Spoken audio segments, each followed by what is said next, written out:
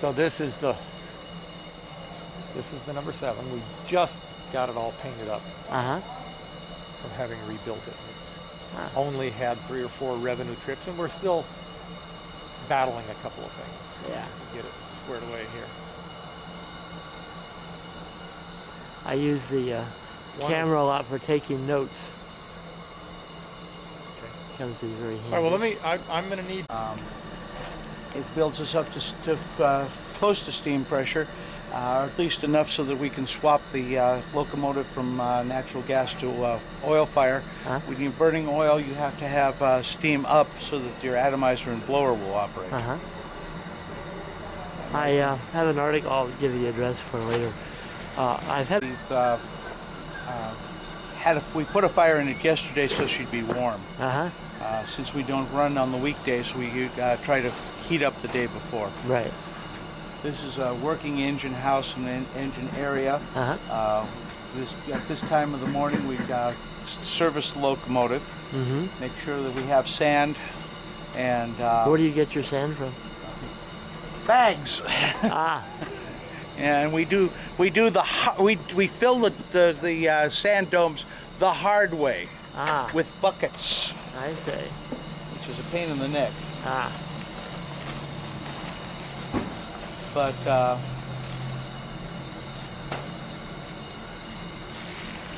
anyway. So how many cars will it pull up the hill? This is to be determined. The engine just came back into service. Okay. And we've had a few break-in issues going on. So we're hoping that she'll be able to pull 6 cars up the hill. We've got we think we've got most of the bugs out of her, so that's stopping. And we went through the throttle and reworked the throttle. Yeah. So she's had a large amount of work done to her, and we're still breaking her in, basically. When was this thing built? This engine was built in 1911. It was built for the Butte and Plumas Railroad out of Oroville, California. Butte and Plumas went out of business and sold out to the Swain Lumber Company. Swain had no use at that time for an engine this big. They did, however, need a smaller locomotive. And Swain had common directors with the West Side Company. So, also Swain owed the West Side Company $1 million. So what wound up happening is West Side 1, which was a small Heisler similar to the locomotive we have, was swapped for this engine, straight over, all the shipping costs and whatnot, and the $1 million was written off the books. So the West Side boys always called this engine the $1 million Shay. Oh, okay. Anyway, the engine was used by West Side until about 1961, 62, at which point West Side really had stopped doing much of anything. The strike was on, and the West Side management decided that they didn't need the engine. They gave it to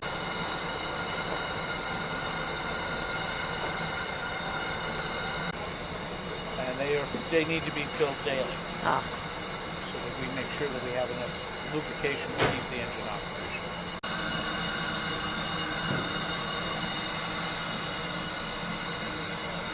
Of course, steam locomotives are like that white elephant that the Pasha has. Yes, I will keep up. That's why the Grand Canyon now went to all diesel. Yeah, I believe that. I know it wasn't because, we want to be environmentally friendly. A steam locomotive actually burns far more of the gas than a conventional diesel does. Diesels have a lot more soot to them than steam locomotives actually do, if they're properly maintained and properly operated. And 4960 was beautifully maintained. I mean, Bob Friends, and that was his baby. I did 8 articles. Santa Cruz County. Uh-huh. What you're looking at right now is the Dixiana. She is in the throes of a complete tube replacement. Her time's up. She is getting that done, and we're doing some other things as well at the same time. She's also got one broken stay behind the engine set, which means the engine set had to come off. Heisler and Kent Jeffrey's breakfast, which he sat down and forgot where he put it.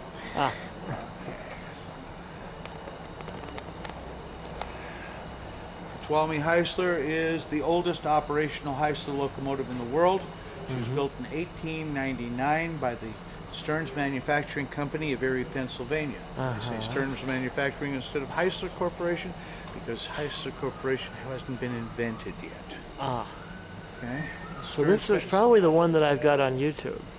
I wrote it in the summertime. Yes, probably is. Yeah. See, in the South, it's the only Heisler we have. Yeah. Yeah. She was outshopped in 1899, December of 1899. She saw service on the West Side Lumber Company from 1899 until 1963. In November of 1963, she was the mill switcher in Tuolumne. She was standard gauged at that time. They took the narrow gauge engine, standard gauged it in the 40s, and then when we acquired the engine, we also acquired all the spare Heisler parts that West Side still had, which included a pair of trucks from West Side number 4, which had blown up in the early 50s. Okay. So when we got the engine, we took the number 4 trucks and put them underneath the engine. She's been operating here basically continuously, with the exception of some years when we've had her down for rebuild. She literally ran herself, though, onto the flat car which delivered her here. And then when we got her here, we built up steam on her with using a hose off the Dixiana and ran her off the flat car under her own power. So she's literally been under she's either been under rebuild or operational.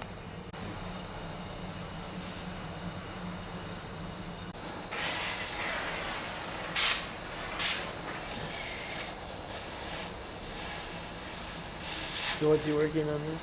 We have a couple of busted studs. So he's removing the old studs and we're going to replace them. Single most radical railroad in the United States. The grades are intense, the curves are impossible.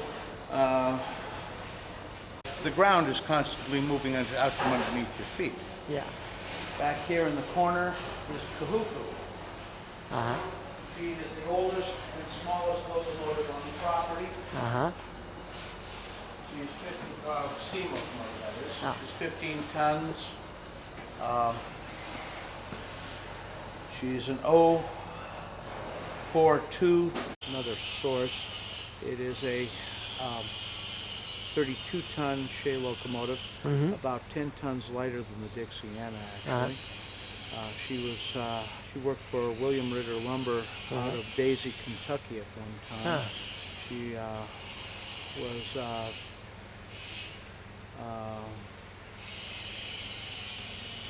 let's see, Cumberland and Big Sandy, number 7.